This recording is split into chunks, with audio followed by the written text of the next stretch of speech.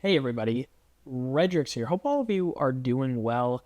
Sorry for not uploading. College has been hectic, the holidays, and God, I have a cold, I think. So this is just awesome. But yeah, I really wanted to talk about in today's video a lot about the Dreadnaught. Now, obviously, Destiny 2 is not in the right place right now with so much going on with bugs, glitches, the dawning, for example, like just the entire dawning from top to bottom. So I really just wanted to go into something that makes me really excited for the future. And obviously, it's so unknown right now of how Codename Frontiers is going to go. And I'm planning to make a video on that. But I really wanted to talk about Heresy, which is releasing on February 2nd. So we have about a couple months until then.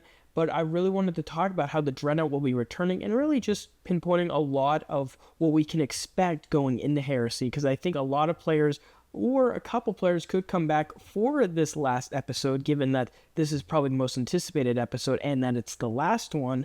And then as soon as we go into Frontiers, this will act as like a prologue, a prelude, if you will. So I cannot wait to see what Bungie does. But yeah, I thought it would be a cool idea, so let's get right into it. So let's get into the basics, shall we, of Heresy. Now, Heresy is going to really gear towards the Hive, the Eldritch forces of the universe, sort of a prelude to the Frontiers, whatever story that will hold, and sort of conclude the Light and Dark saga for good this time. Obviously, Final Shape did a great send-off, but these episodes were sort of the lingering threats, and Heresy is going to focus around the Hive, and the Dreadnaught is going to be that sort of main catalyst for all the story that's going to take place here.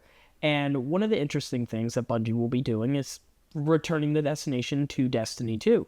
And it's very interesting to see how much will be returned going into Heresy. We don't know really. They haven't given us sort of any Vidars or any trailers sort of really gearing towards, okay, this is going to come back, this is and this is not. Because one of the big, obviously interesting questions here is that King's Fall is already in the game. They brought it back in year 5, right before Lightfall. They brought King's Fall all the way back. And we don't know how much will be accessible from the Dreadnaught in this area. Obviously, I think some of it from Destiny 1, sort of the raid beginning, was accessible in the just going patrol zone. So to see that, we are likely already going to have some of it already done in the game. And now with them finally announcing that it will be returning, we need to keep in mind what areas will be returned. We have Court of Oryx, we have the Asylum, the Founts, the Bridge, Hullbreach. Like, these are some good areas, and as you can see from the Destiny 1 map, they're all kind of concluded, like, all next to each other, compacted, if you will. So it's, I would say, not too hard to sort of separate it, but it's pretty easy to sort of combine all of them into a big zone for us to go back in. I'm expecting that we will start off at Hullbreach, where the big Cabal ship crashed into the Dreadnaught, where we started off in Destiny 1, and we will expand onward into sort of the Court of Oryx and maybe the Altar of Oryx. And that would be very interesting. Again, it comes down to what the story is as well, because the story will sort of guide us through the Dreadnaught. I would expect through Act 1, Act 2, and Act 3 that maybe we'll explore more of the Dreadnaught, or they would just give it to us all on Act 1, and then we wait and see. But it would be kind of cool to see Act 1, Act 2, Act 3 progress and see more and more of the Dreadnaught being revealed. And again, very interesting thing here is that an episode, this will be the last episode of Year 7, the sort of last big release of Year 7 before we get Frontiers, and Bungie has been making this for some time. Obviously, episodes probably started development last year, sort of as we were gearing towards the final shape, and they knew Heresy was going to be the last one for Year 7, so they had a lot of time to work on it. We don't know how much content will be continuing going into Year 8. Now, I would expect that if the Dreadnaught is going through all of this development and they're bringing a lot of this back, a lot of secrets, a lot of this, that this episode will at least be accessible going into Frontiers and then beyond Frontiers. So they'll at least have these stories. Again, these are singular stories that build up after Final Shape.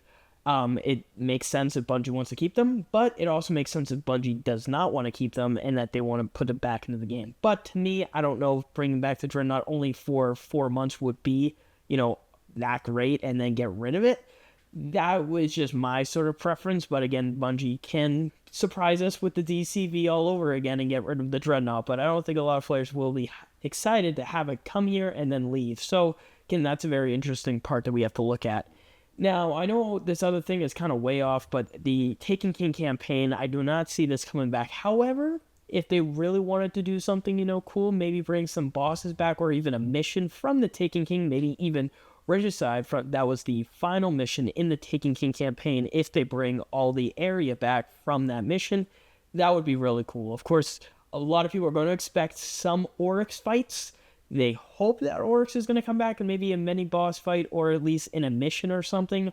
I know that's just saying, like, I just want more nostalgia, but however, if they do bring back Oryx for a boss fight in Destiny 2, please be it in one of a sort of revised mission of the Taken King campaign or the Taken King campaign final boss fight. I find that would be really cool. Obviously, we have King's Fall. However, I kind of want more Oryx. We got some of it in the Ghost of the Deep, but I do want to see it come back in some capacity. One of the other interesting aspects to this is that a lot of people have been asking if the 2 strikes could come back. I think Shield Brothers was one of them, and then the Dark Blade? I think it was called the Dark Blade. Correct me if I'm wrong. I know we got Light Blade, which was sort of a revised different version in the Witch Queen, but people are asking, will one strike return? Obviously, we know that a dungeon will take place on the Dreadnaught. That's going to be probably the big pinnacle piece for activities-wise that we're going to get, and that will be arriving in the first week. And that will be really cool. Again, that will have a lot of mechanics. That will have a huge seal, whole armor, weapons. That will have its own sort of thing. So we don't need to worry about sort of content from that front. But technically, that's a little bit separated, given that's in a dungeon pass. Now, we do know that there is an activity already that was revealed to us that will be somewhat segged to the Coil-esque activity from Season of the Wish, and that will be on the Dreadnaught, and that will be really interesting to discover secrets and maybe expect probably the format of going in and doing wave-like activities and then upgrading probably at some vendor. Could be Savathun, could be Ares, could be Toland. Again, that also comes down to who the vendor is. Maybe we'll explore more of it. I would expect Xilu, Savathun, Ares, and Toland to all come back in some way. Maybe that Hidden Force as well will be revealed to us. But it would be really cool to see what the Dreadnaught lies. Hopefully Oryx and Oryx voice lines will return as well. So it's going to be really cool to see how that plays out. But again, the Shield Brothers strike I think will be really cool. Even though we can't really expect a strike, we do know that we're going to get an activity in Act 2 and that we are going to get an exotic mission likely on the Dreadnaught in the final act of the episode. But I know Bungie is doing some changes to sort of our content rollout for the episode, and it's unsure what they're going to do. They've already said that there's likely going to be an exotic mission and that there's going to be 2 activities. But again, it comes down to what those activities are, and it comes down to how much we are going to explore the Dreadnaught in those said activities. So it will be very interesting to see what Bungie does. Again, I am very excited to see where the Dreadnaught goes and how much of it is revealed. I know a lot of people have been very excited for it, even though I've seen it a couple of times. I remember a couple years ago back when Titan was first revealed to us in 2017, and we finally went to it in 2017, and I saw up in the sky the Dreadnaught. Then years went past, and I was wondering if we were ever going to get the Dreadnaught. Then we got King's Fall, but are we ever going to get the Patrol Zone? And eventually now it looks like we are finally going to get it, maybe only for a limited time, but, still very excited for it. Now, let me know your thoughts on what you are expecting when it comes down to the Dreadnaught. I can't wait to see you guys on the Dreadnaught in less than 2 months, right? I can't wait. See you guys then.